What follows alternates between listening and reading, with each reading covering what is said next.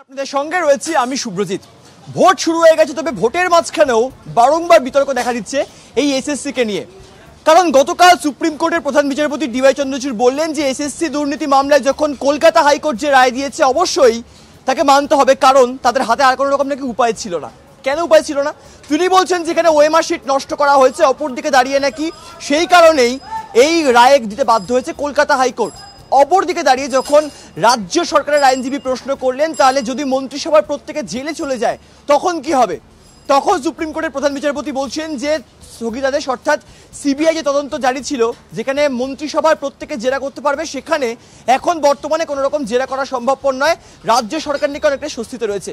আজকে আমরা রয়েছি চিত্তবাবুর দোকান বা এই ধর্মতলা অফিস পাড়ায় রয়েছি। এখানে প্রচুর মানুষ তো অফিস করে তারা আসেন, তারা খান, তারা এখানে একটু জিরিয়ে নেন। তাদের মুখ থেকে আজকে বিভিন্ন বক্তব্য তো শুনবই। অপরদিকে অফিস পাড়া যেখানে একদিকে গরম, আজকে সত্যি গরমটা মারাত্মকভাবে বেড়েছে। কলকাতার তাপমাত্রা প্রায় 43 ডিগ্রি টেম্পারেচার। ভোটের জন্য হয়তো কলকাতার গরম আরও বেড়ে গেছে। কলকাতা বলে নয়, দক্ষিণ 24 পরগনা থেকে উত্তরবঙ্গের সব জায়গায় অর্থাৎ বাংলার আবহাওয়া কিন্তু কোথাও গিয়ে এখন গরমা গরম।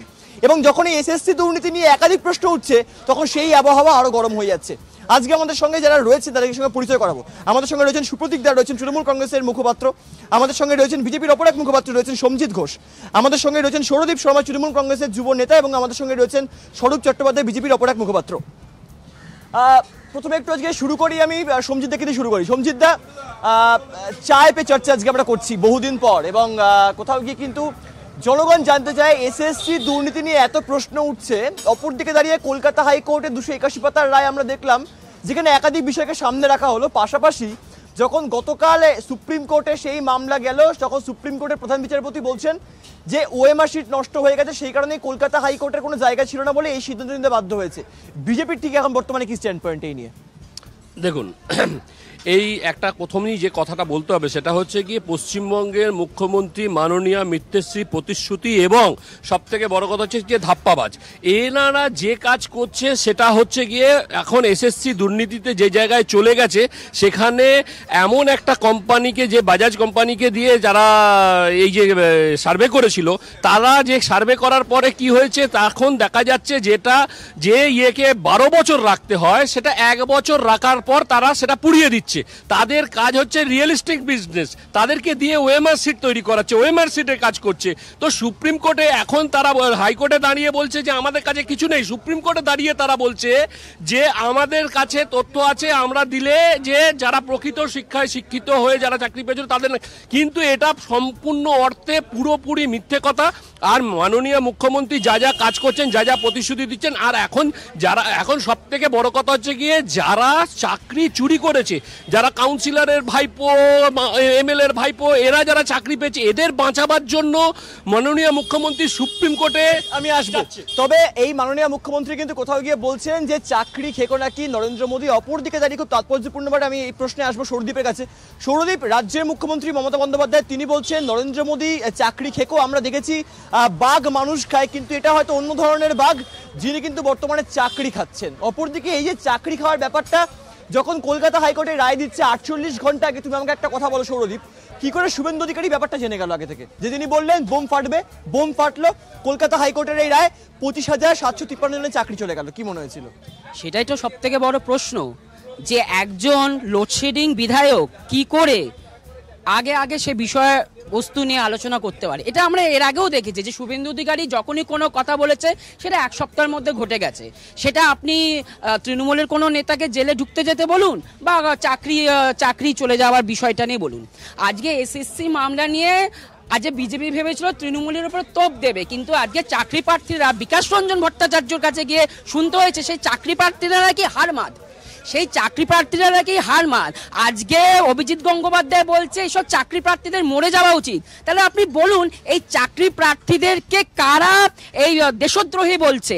আজকে সিপিএম পিটিশন করে আজকে সুপ্রিম কোর্টের রায়কে স্থগিতাদেশ যেটা দিয়েছে সেটার বিরুদ্ধে ওনারা সিপিএম পিটিশন করছে। তাহলে আপনারা বলুন দেশের বিরুদ্ধে এই চাকরি প্রার্থীদের বিরুদ্ধে কারা আন্দোলন করছে? আমি আমি আমি আমি আমি আমি ডিবেটে ফিরবো। তবে মোদী ঠিক যখন বারংবার মোদী রাজ্যে আসছেন এই ভোটের আবহের মধ্যেই, এসএসসি নিয়ে মোদী ঠিক কি বলেছেন আপনাদেরকে শোনাবো, তারপর আমি শোতে ফিরবো।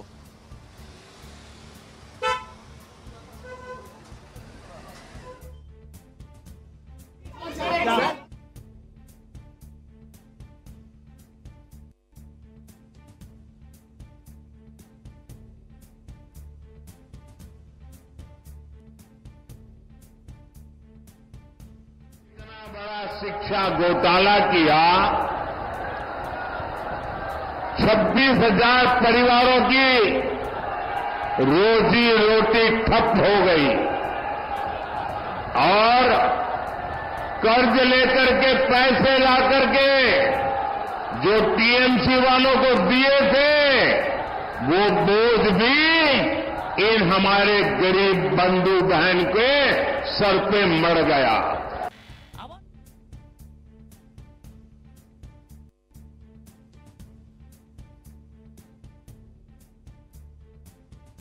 আমাদের সঙ্গে এই মুহূর্তে অনেকে রয়েছেন দাদারা, আমি একটু আসবো দাদাদের কাছে। দাদারা অনেকক্ষণ ধরে একটা কথা বলছিলেন। দাদা, এসএসসি দুর্নীতি নিয়ে একাধিক কথা উঠছে এই ভোটের আবহের মধ্যেই, এবং একদিকে কোথাও গিয়ে ইস্যু করছে নরেন্দ্র মোদী, অপরদিকে ইস্যু করছেন রাজ্যের মুখ্যমন্ত্রী। যারা চাকরি হারালো এবং যারা 8 বছর ধরে সেই ধর্ণা মঞ্চে বসে রয়েছে, তাদের কথা কি জনগণের জন্য আদৌ কি নেতামন্ত্রীরা ভাবছে? কি মনে হচ্ছে দাদা? সকলেই ভাবছে, কিন্তু কেউ কিছু করে উঠতে পারছে না। ঠিক আছে, ঘটনা হচ্ছে করে উঠবে কারণটা একটাই, যে সবাই ঘুষের টাকা খেয়েছে। এই ঘুষের টাকা খেয়েছে সেটা তো প্রত্যক্ষভাবে বলতে পারছে না যে আমরা ওদের টাকা খেয়েছি এবং আমরা কি করে কি করব। সেই জন্য নিজেদের টাকা খেয়েছে বলেই তারা সেইভাবে কিছু বলতে পারছে না। নাহলে ওরা বুঝতে পারছে যে আজকে এই জনগণের এই ছেলেগুলো এতদিন ধরে চাকরির জন্য পড়ে মার খাচ্ছে, আমরা কিছু করতে পারছি না। মানে সত্য টাকায় বলার মতো ক্ষমতা কারুর নেই। আর কি বলবো বলুন? জনগণের বক্তব্য যে সত্য বলার মতো ক্ষমতা নিয়ে আমি আবারও ফিরবো শোতে। আমাদের সঙ্গে স্বরূপ চট্টোপাধ্যায় রয়েছেন, বিজেপির মুখপাত্র। আমরা রাখছিলাম জনগণের বক্তব্য, আপনাদেরকে শোনালাম, মোদী কি বললেন শোনালাম, পরবর্তীতে মমতা বন্দ্যোপাধ্যায়ের বক্তব্য শোনাবো। তার আগে স্বরূপদের কাছে প্রশ্ন আমার আজকে। স্বরূপদা, আমরা যে বিষয়ে জনগণ একটা কথা বলছে, কোথাও গিয়ে নাকি নেতামন্ত্রীরা সবটা যেন ভয় পাচ্ছে, সত্যটাকে তারা সামনে আনছে না। অপরদিকে মোদী বলছেন যত চাকরি খেয়েছে এই মমতা বন্দ্যোপাধ্যায় সরকার, সব থেকে বড় দোষ হচ্ছে বাংলার মানুষের, তারা 11 সালে মমতা বন্দ্যোপাধ্যায়কে কিনেছেন। সত্যি কি আপনি তাই মনে করেন? সবচেয়ে বড় দোষ হচ্ছে, যদি সবচেয়ে বড় দোষ কারুর বলে থাকেন, সেটা একমাত্র দায়ী হচ্ছেন মমতা ব্যানার্জি। কেন ওনার ক্যাবিনেট একটা অন্যায় এসএসসির জন্ম দিয়েছে, উনি রিক্রুট করেছেন, আর সেই এসএসসি আপনি কত চাকরি খাবেন?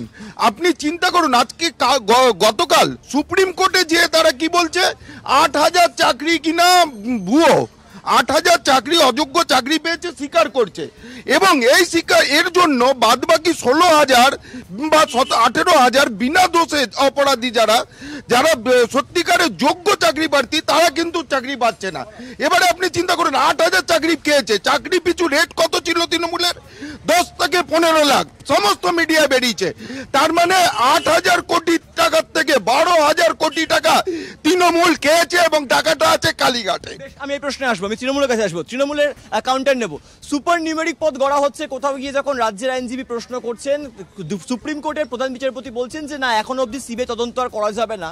অপরদিকে রাজ্যের আইনজীবী একটা খুব তাৎপর্যপূর্ণ প্রশ্ন করলেন, যদি আজকে সিবিআই তদন্ত জারি থাকে তাহলে কোথাও গিয়ে পুরো মন্ত্রিসভা জেলে চলে যেতে পারে। দাদা, কেন বারংবার মনে হচ্ছে তাহলে কোথাও গিয়ে তৃণমূলকে তাহলে ভুল করেছে বলেই আজকে রাজ্যের আইনজীবী সেই ভয়টা পাচ্ছেন? সেই কারণে সুপ্রিম কোর্টের ডিভিশন বেঞ্চে এই প্রশ্ন করলেন যে সিবিআই তদন্ত চললে হয়তো পুরো মন্ত্রিসভা জেলে চলে যেতে পারে।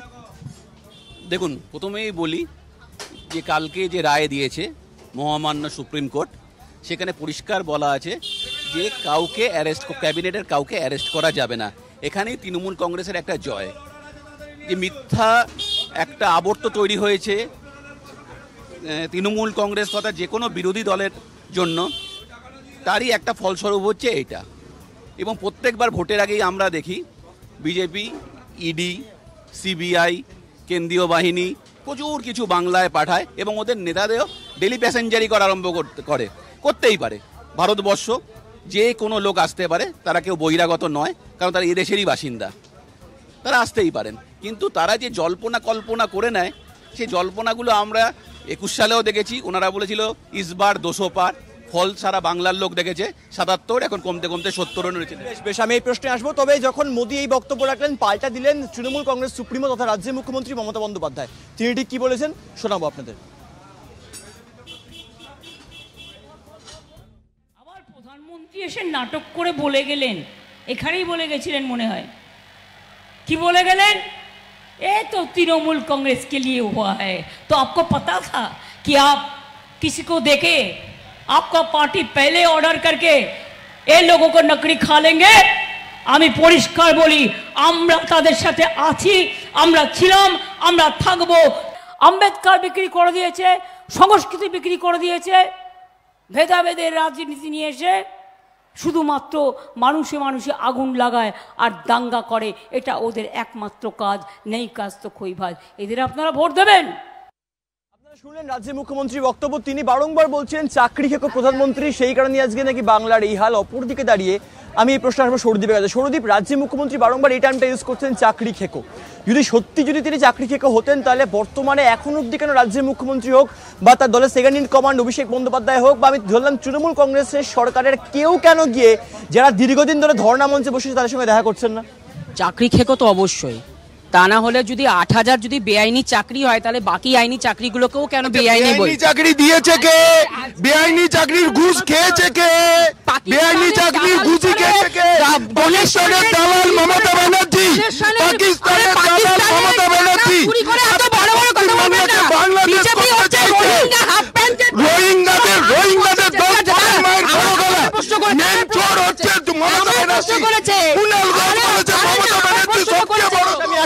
আমি বলতে দেবো আগে সৌরদীপ। আমার কথা হচ্ছে, আজকে যখন অভিজিৎ গঙ্গোপাধ্যায় আজকে যখন মসনদে বসে বলছে যে ওরা চাকরি প্রার্থী না, ওরা সিপিএম এর দালাল, তারা তৃণমূল কংগ্রেসের দালাল, সেই চাকরি প্রার্থীদের কথা বলছে আজকে বিজেপি, এই হাফ প্যান্ট পরা দলটার, সেই আরএসএস এর দল। তোমরা ন্যাংটো দল নাকি?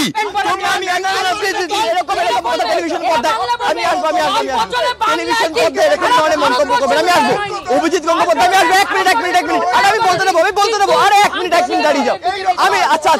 আমি প্রশ্ন আসবো সঞ্জিত দা।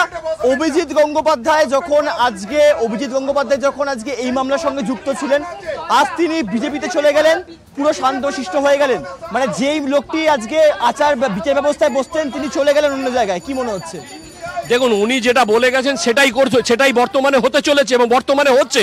আর এই যে আপনি যে বারবার কথা বলছেন যে চাকরি খেকো দিদি বলছে, দিদিমণি নিজেই হচ্ছে চাকরি খেকো। যারা প্রকৃত শিক্ষায় শিক্ষিত, যাদের যোগ্যতা আছে, তারা রাস্তায় বসে আছে দিনের পর দিন। আর যারা কাউন্সিলর, যারা এমএলএ এমপি, যারা টাকা দিয়ে চাকরি পেয়েছে, তাদের পশ্চিমবঙ্গের ট্যাক্সের টাকায় সুপ্রিম কোর্টে আজকে অভিজিৎ গঙ্গোপাধ্যায় আমি আসবো না। আরে প্রশ্ন এখানে উঠবে টেলিভিশনের পর্দা যখন আজকে জনগণ বসে বসে প্রোগ্রামটা দেখছেন, তারা ভাবছেন আজকে অভিজিৎ গঙ্গোপাধ্যায় যখন কলকাতা হাইকোর্টে বসতেন, তখন তিনি এক কথা বলছেন স্বাভাবিকভাবেই, কারণ তিনি সেখানে বিচারপতি ছিলেন। অপরদিকে তিনি আজকে যদি চলে গেলেন বিজেপিতে, এবং বিজেপিতে যাওয়ার পর তিনি বারংবার বলছেন যেই মানুষটা আজকে বিভিন্ন রায় দিতেন, তাদের হয়ে শুনানি করতেন, সেই মানুষটা আজকে বলছেন তাদের বসে থাকার কোনো মানে নেই। আমি জানি না এরকম দুমুখ লোক কিরকম ভাবে হতে পারে, কিন্তু আমি এই প্রশ্নে আসবো। বারংবার তৃণমূল কংগ্রেস বলছে দুমুখ নাকি অভিজিৎ গঙ্গোপাধ্যায়, সত্যি কি তাই? দেখুন, বিজেপির এক নেতা কয়েক বছর আগে বলেছিল, যখন কোনো আইনজীবী কোনো বিচার ব্যবস্থার পক্ষে কথা বলবে এবং সে যদি 6 মাসের মধ্যে কোনো দল পলিটিক্যাল পার্টি জয়েন করে, আমাদের মানতে হবে যে তার রায়টা সেই দলের দিকে ছিল। এই এক মিনিট, আপনার সময় বলিনি, আশা করবো আপনিও শুনবেন। এবং আমরা যথাদেরই দেখেছি যে উনি কি করেছেন এবং কোন দলে জয়েন করেছেন এবং উনি লড়ছেন, সেটা উনার ব্যক্তিগত ব্যাপার, উনি লড়তেই পারেন, দেশের সংবিধান ওনাকে রাইটটা দিয়েছে। কিন্তু উনি আজকে বলছেন যে যারা বসে আছে তারা সব তৃণমূলের দালাল, তাদের মৃত্যু হোক। উনি অমানবিক।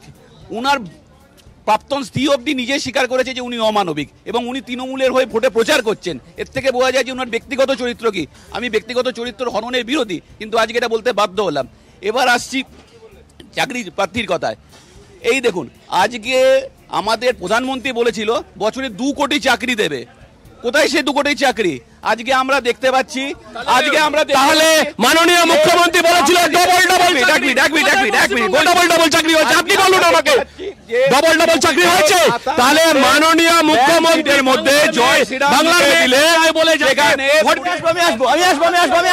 আমি বলতে দেবো আজকে আমি আসবো 1 মিনিট আমি আসবো। আজকে বারংবার বিজেপি বলছে যে পুরসুরা থেকেই ভাঙা পানিয়ে রাজ্যের মুখ্যমন্ত্রী বলেছিলেন বাংলায় ডবল চাকরি হবে 21 বিধানসভা নির্বাচনের আগে।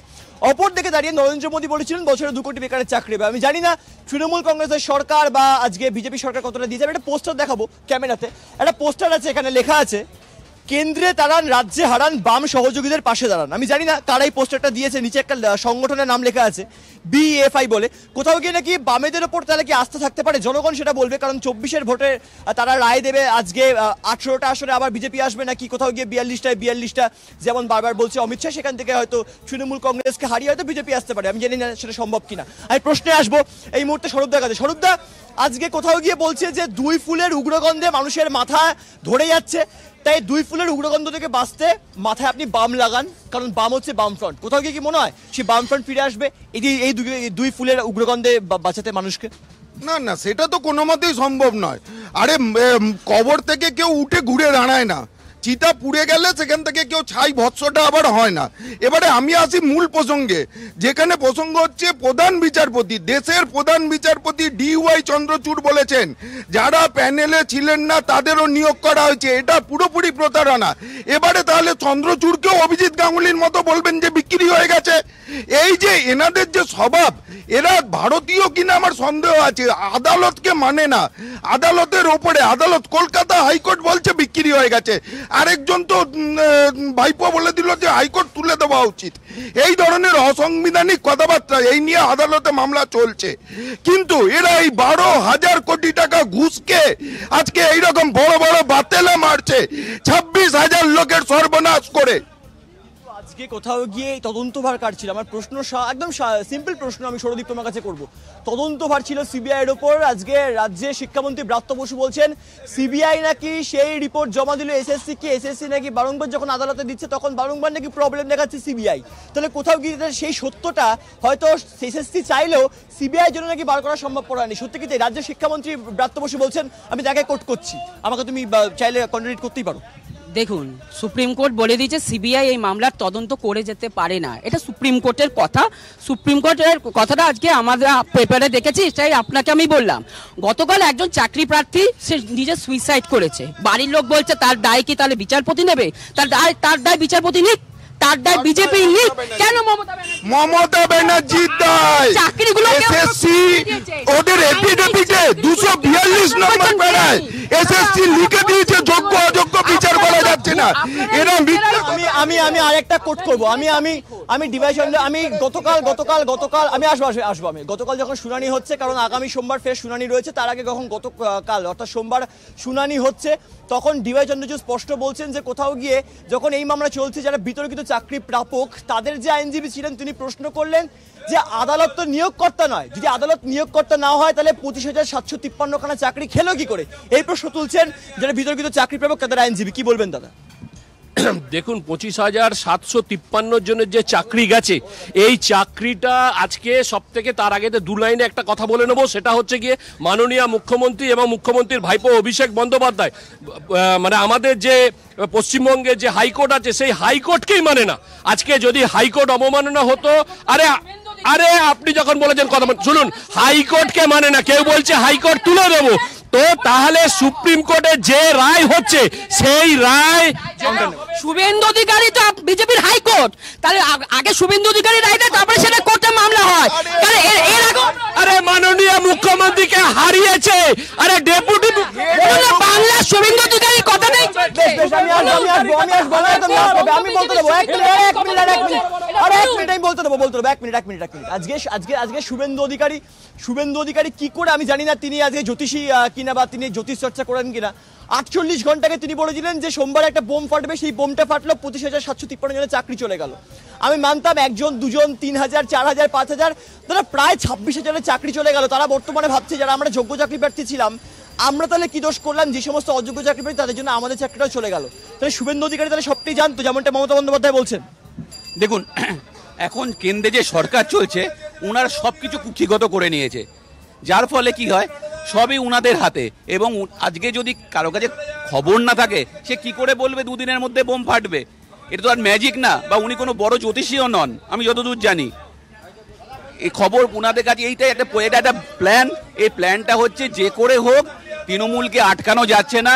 আগে যে 2 চরণ ভোট হয়ে গেছে, 2 চরণের ভোটের ফল বিজেপির বিপক্ষে গেছে সারা ভারতবর্ষে, সেই জন্য বিজেপি পাগল হয়ে গিয়ে এখন সারা দেশে তথা বাংলায় বিরোধীদের বিরুদ্ধে চক্রান্ত করে তাদেরকে জেলে ভরছে। সে আপনি বাংলায় দেখুন, দিল্লি দেখুন, বিহার দেখুন, ভারতবর্ষের ভোটের নিরিখে আপনি কথা বলবেন না। একটা সর্বভারতীয় দল থেকে আঞ্চলিক দল, আগে রাজ্যটাতে দেখুন, রাজ্যেতে কটা সিট পান আগে সেটা নিয়ে ভাবুন। আর দ্বিতীয় নম্বর হচ্ছে শুভেন্দু বাবু যে কথাটা বলছে, এটা জ্যোতিষীর ব্যাপার না, এটা প্রত্যেকটা সাধারণ মানুষ জানে। পশ্চিমবঙ্গে তৃণমূল সরকার মানেই দুর্নীতি, চোর চোর চোর। আমি আসবো, আমি লাস্ট ল্যাপে চলে এসেছি একদম। সৌরদীপ, আগামী সোমবার ফের শুনানি রয়েছে, সেখান থেকে কি মনে হচ্ছে কোথাও গিয়ে এসএসসি হোক, মধ্যশিক্ষা পর্ষদ হোক, রাজ্য সরকার হোক, তারা কি কোথাও গিয়ে সুদিন দেখতে পারে? কারণ সেই শুনানিতে কি মনে হচ্ছে? শুনানিতে চাকরি প্রার্থীদের পক্ষেই আমার মতে শুনানি মানে জিনিসটা চলে যাবে। আর আমি একটা ছোট কথাই বলবো, যারা পুলওয়ামাতে 400 কেজি RDX কোথার থেকে এলো বলতে পারলো না, তারা আজকে বলছে আপকি বার 400 বার। অবশ্যই তার মানে হয়তো জ্যোতিষবিদ্যা করে নরেন্দ্র মোদী, শুভেন্দু অধিকারী, দিলীপ ঘোষ, সেই কারণে দিলীপ ঘোষ আজকে অনেক বড় বড় কথা বলছে এবং তাদের নেতারা বলতেই পারে জ্যোতিষ। স্বরূপদা, দেখুন, আমি বলবো যে চাকরিহারাদের বলবো, দিকে দিকে আওয়াজ তোলো, টাকা ফেরতের দাবিতে কালীঘাট চলো। কেন কালীঘাটে যে চোরেদের রানী বসে আছে, যে এত টাকা খেয়েছে 75 ভাগ, আপনারা যেটা দেখছেন সেটা তো 25 ভাগেরও কিছু নয়, যেটা অর্পিতার ওই যে পার্থ চ্যাটার্জির হাঁটুর বয়সী বান্ধবীর কাছে। তাদের চাকরিটা কি? আজকে এই প্রশ্ন বারংবার দেখা দিচ্ছে কোথাও গিয়ে, যে কলকাতা হাইকোর্টের এই রায়কে যখন একদিকে বলছে যে এই রায় ছাড়া কোনো রকম সিদ্ধান্ত ছিল না, আজকে দেবাংশু বসাক বা রশিদি বিচারপতি, তাদের যে ডিভিশন বেঞ্চ, সেখান থেকে দাঁড়িয়ে কলকাতা হাইকোর্ট ঠিক রায় দিয়েছে। অপরদিকে দাঁড়িয়ে আগামী সোমবার ফের শুনানি রয়েছে এবং যারা চাকরি হারালেন, যে সমস্ত 25,753 জন, তাদের মধ্যে নাকি প্রায় 8,000 নাকি অযোগ্য, এবং যারা যোগ্য চাকরি প্রার্থী তাদের বর্তমানে কি অবস্থা হবে সেই নিয়ে সুপ্রিম কোর্ট আগামী সোমবার কি রায় দেয় সেদিকে নজর থাকবে আমাদের। দেখতে থাকুন বাংলা ঝাঁকো।